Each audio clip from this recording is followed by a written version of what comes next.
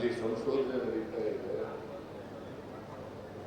ಅದನ್ನ ಕೃಷಿ ವಿಶ್ವವಿದ್ಯಾನಿಲಯವಾಗಿ ಪರಿವರ್ತನೆ ಮಾಡಬೇಕು ಅಂತಕ್ಕಂಥ ಮಾತುಗಳನ್ನು ಹೇಳಿದರು. ನನಗೂ ಅನಿಸ್ತು, ಬೆಂಗಳೂರಿನಲ್ಲಿ ಕೃಷಿ ವಿಶ್ವವಿದ್ಯಾಲಯ ಇದೆ, ಅದನ್ನ ಬೇರ್ಪಡಿಸಿ ಮಂಡ್ಯದಲ್ಲಿ ಒಂದು ಕೃಷಿ ವಿಶ್ವವಿದ್ಯಾಲಯವನ್ನು ಸ್ಥಾಪನೆ ಮಾಡತಕ್ಕಂಥದ್ದು ಅಗತ್ಯ ಅಂತೇಳಿ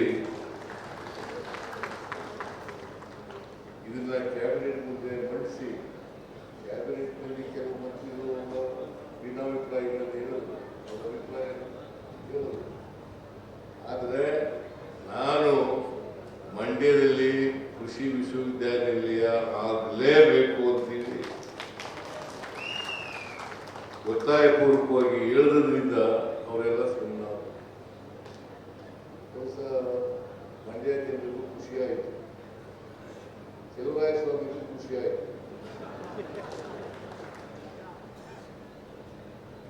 ಇದು 5 ಜಿಲ್ಲೆಗಳಿಂದ ಒಳಗೊಂಡಿರ್ತಕ್ಕಂಥ ಕೃಷಿ ವಿಶ್ವವಿದ್ಯಾಲಯ. ಮೈಸೂರು, ಮಂಡ್ಯ, ಹಾಸನ, ಚಾಮರಾಜನಗರ, ಕೊಡಗು, ಈ 5 ಜಿಲ್ಲೆಗಳನ್ನ ಪ್ರತಿನಿಧಿಸತಕ್ಕಂಥ ವಿಶ್ವವಿದ್ಯಾಲಯ. ಈ 5 ಜಿಲ್ಲೆಗಳಿರ್ತಕ್ಕಂಥ ಜನರು, ರೈತರು ಮತ್ತು ಅವರು ಬೆಳೀತಕ್ಕಂಥ ಬೆಳೆಗಳು ಈಗೆಲ್ಲ ಪ್ರದರ್ಶನ ಮಾಡಿದ್ದಾರೆ. 5 ಜಿಲ್ಲೆಗಳಲ್ಲಿ ಏನೇನು ಬೆಳೀತಾರೆ ಆ ಬೆಳೆಗಳನ್ನೆಲ್ಲ ತೋರಿಸ್ತಕ್ಕಂಥ ಕೆಲಸ ಮಾಡ್ತಾ ಇದ್ದಾರೆ. ಈ ಕೃಷಿ ಮೇಳದಲ್ಲಿ 5 ಜಿಲ್ಲೆಗಳಲ್ಲಿ ಪ್ರಮುಖವಾಗಿ ಬೆಳೀತಕ್ಕಂಥ ಬೆಳೆಗಳು ಅವು ರೈತರಿಗೆ ಗೊತ್ತಾಗಬೇಕು. ಈಗಾಗಲೇ ದರ್ಶನ್ ಪುಟ್ಟಣ್ಣಯ್ಯನವರು ಹೇಳಿದ್ರು, ನಾವು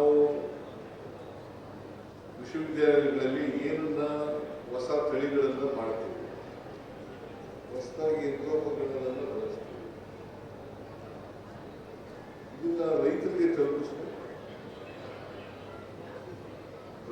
ತಲುಪಿಸದೆ ಹೋದರೆ ಬರೀ ನಿಮ್ಮಲ್ಲೇ ವಿಶ್ವವಿದ್ಯಾಲಯದಲ್ಲಿ ಇಟ್ಕೊಂಡ್ರೆ ಅದಕ್ಕೆ ನಾನು ಅನೇಕ ಸಾರಿ ಹೇಳಿದ್ದೀನಿ, ಲ್ಯಾಬ್ ಟು ಲ್ಯಾಂಡ್,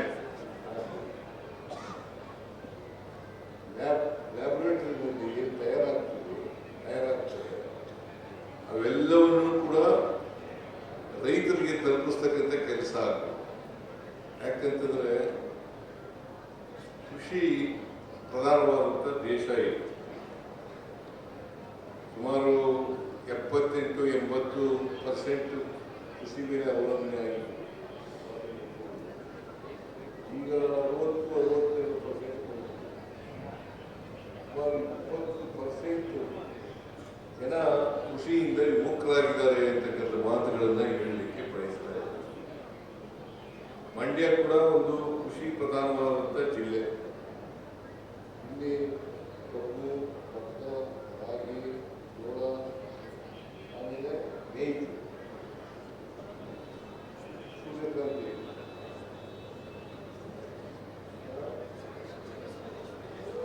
ರೇಷ್ಮೆ ಎಲ್ಲ ಬೆಳೆಯುವುದಿಲ್ಲ. ಒಂದು ಕಡೆಯಿಂದ ರೇಷ್ಮೆನ ಈಗ ಕಡಿಮೆ ಆಗ್ತಾ ಇದೆ, ಬೆಲೆ ಜಾಸ್ತಿ ಆಗುತ್ತೆ, ರೈತರು ಉತ್ಪಾದನೆ ಮಾಡ್ತಕ್ಕಂಥ ಕಡಿಮೆ ಆಗ್ತಾ ಇದೆ. ಯಾಕಂತಂದ್ರೆ ಒಂದು ರೋಗ ಬಂದ್ಬಿಟ್ಟು ರೇಷ್ಮೆಗೆ, ರೇಷ್ಮೆ ಮೊದಲಾದಂತೆ ರೇಷ್ಮೆ ಮಂತ್ರಿ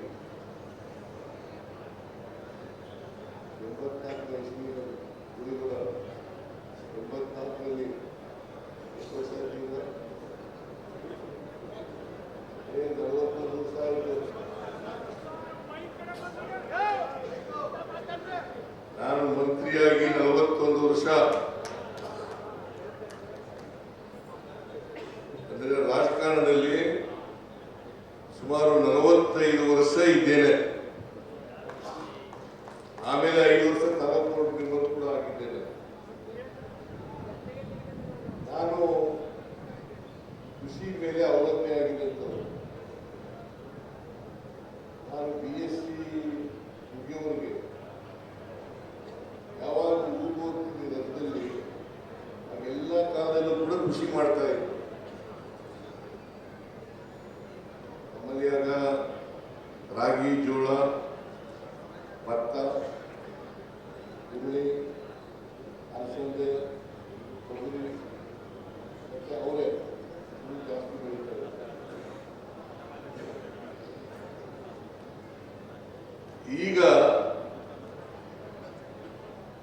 ಕೃಷಿ ಲಾಭದಾಯಕನ ಇಲ್ವಾ ಅಂತಕ್ಕಂಥ ಪ್ರಶ್ನೆ ನಡೀತಾ ಇದೆ. ಇವತ್ತು ಪುಸ್ತಕ ಬಿಡುಗಡೆ ಮಾಡಿದೆ ನಾನು. ಅಲ್ಲಿ ಪ್ರಗತಿಪರ ರೈತರು ಇದ್ದಾರೆ, ಬಿಡುಗಡೆ ಮಾಡಿದೆ. ಕೃಷಿ ಮೇಳದಲ್ಲಿ ರೈತರ ಶ್ರಮದ ಪ್ರತಿಫಲ, ರೈತರ ಶ್ರಮದ ಪ್ರತಿಫಲ ಅಂತಕ್ಕಂಥ ಪುಸ್ತಕವನ್ನು ಮಾಡಿದೆ. ಯಾಕೆ ಇದನ್ನು ಮಾಡಿದೆ ಅಂತಂತಂದ್ರೆ, ವಿಶ್ವವಿದ್ಯಾಲಯ ಈ ಪುಸ್ತಕವನ್ನು ಯಾಕೆ ಹೊರತಂದಿದ್ದಾರೆ ಅಂತಂದ್ರೆ, ಕೃಷಿ ಲಾಭದಾಯಕ ಮಾಡಬೇಕಾದ್ರೆ ಏನ್ ಮಾಡಬೇಕು ಅದ್ರ ಬಗ್ಗೆ ಜನರಿಗೆ, ರೈತರಿಗೆ ಅರ್ಥ ಆಗ್ಬೇಕು. ಜೊತೆಗೆ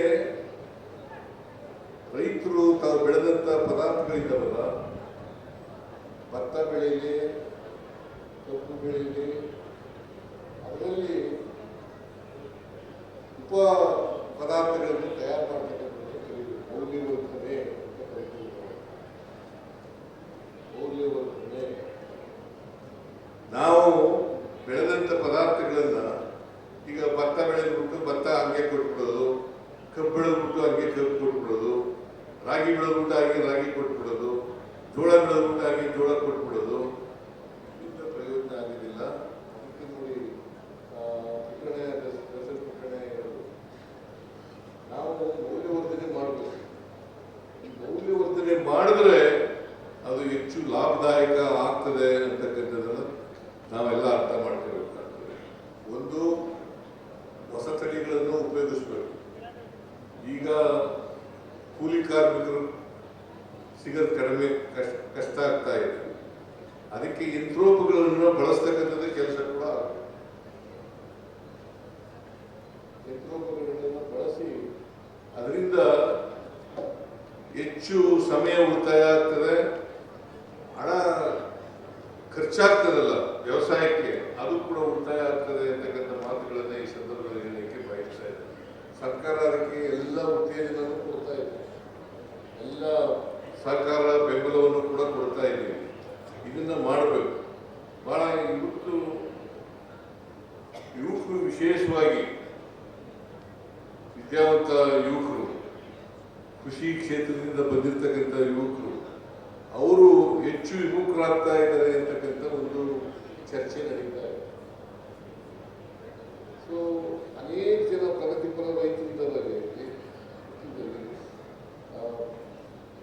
ಹೇಳಿರ್ತಕ್ಕಂಥ ಪ್ರಗತಿಪರ ರೈತರು ಹೇಗೆ ಹೆಚ್ಚು ಲಾಭದಾಯಕ ಮಾಡಲಿಕ್ಕೆ ಆಗ್ತದೆ, ಅದಕ್ಕೆ ಸಮಗ್ರ ಕೃಷಿ ಪದ್ಧತಿಯನ್ನ ಅಳವಡಿಸಬೇಕಂತದ್ದು ಅತ್ಯಂತ ಅವಶ್ಯಕ.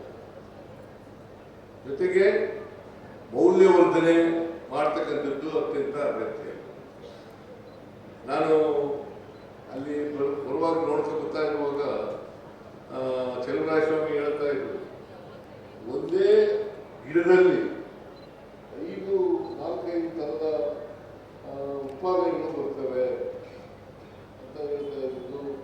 ಯಾವುದೋ ಫಿಲಿಪೈನ್ಸ್ನಲ್ಲಿ ರಿಸರ್ಚ್ ಸೆಂಟರ್, ಅಲ್ಲಿನ ಫಿಲಿಪೈನ್ಸ್ ಒಂದು ಸಣ್ಣ ದೇಶ.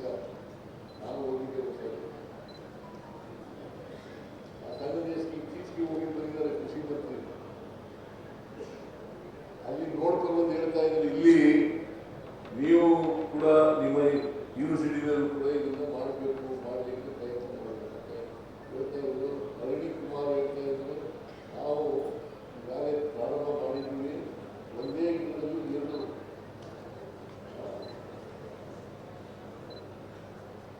ಟೊಮೆಟೊ ಬದನೆಕಾಯಿ,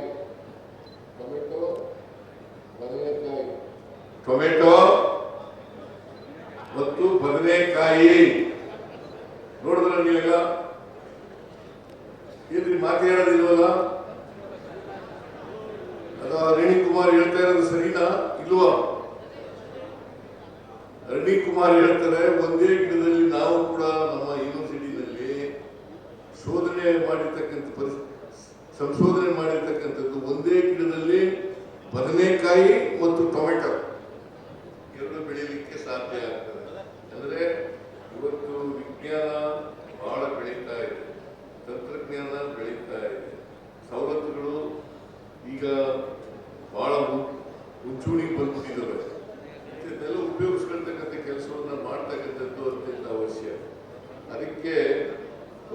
ಮಾರುಕಟ್ಟೆ ಕೂಡ ಮಾಡಬೇಕು. ರಫ್ತು ಹೆಚ್ಚಿಗೆ ಮಾಡಬೇಕಾದ್ರೆ ಒಂದು ಮಾರುಕಟ್ಟೆ ಮಾಡಬೇಕು ಅಂತ ಹೇಳಿ ಹರಣಿ ಕುಮಾರ್ ಅವರು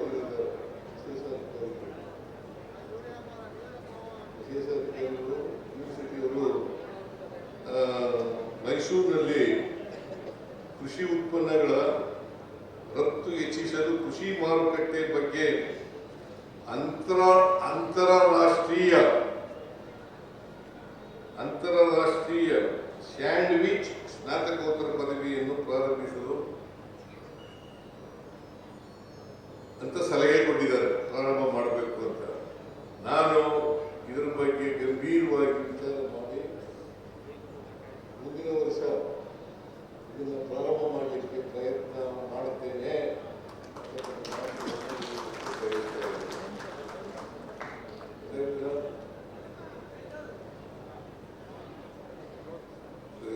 ಗೊತ್ತಾಯ್ತೇನೆ? ಅಂತಾರಾಷ್ಟ್ರೀಯ ಸ್ಯಾಂಡ್ವಿಚ್ ಸ್ನಾತಕೋತ್ತರ ಪದವಿ ಇಂಗ್ಲಿಷ್ನಲ್ಲಿ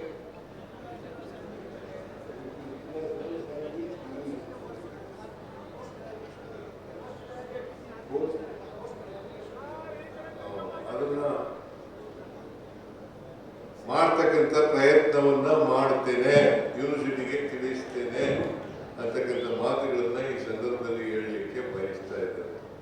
ಇನ್ನೊಂದು ಗೂಳಿಗೌಡ ಇನ್ನೊಂದು ಮನವಿಯನ್ನು ಮಾಡಿದ್ದಾರೆ. ಅದೇನಪ್ಪ ಅಂತಂದ್ರೆ, ಈ ವಿಶ್ವವಿದ್ಯಾಲಯದಲ್ಲಿ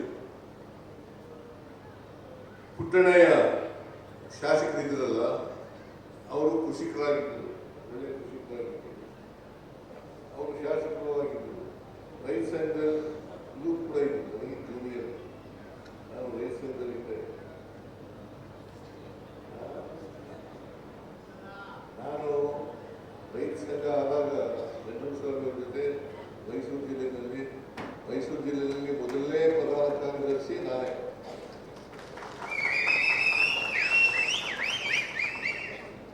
ಮೈಸೂರು ಜಿಲ್ಲೆ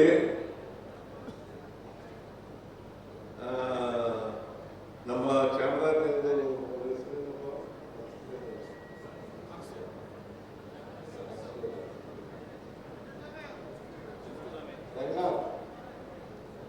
ರಂಗನಾಥ್ ಮೊದಲನೇ ಅಧ್ಯಕ್ಷ, ನಾನು ಮೊದಲನೇ ಪ್ರಧಾನ ಕಾರ್ಯದರ್ಶಿ.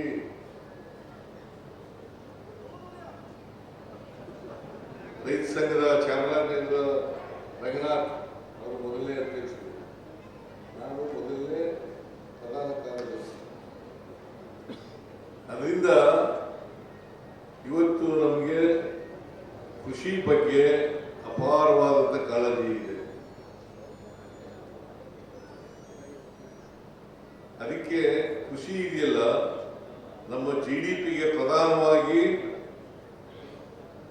ವಂತಿಗೆಯಿಂದ ಕೊಡ್ತಕ್ಕಂಥ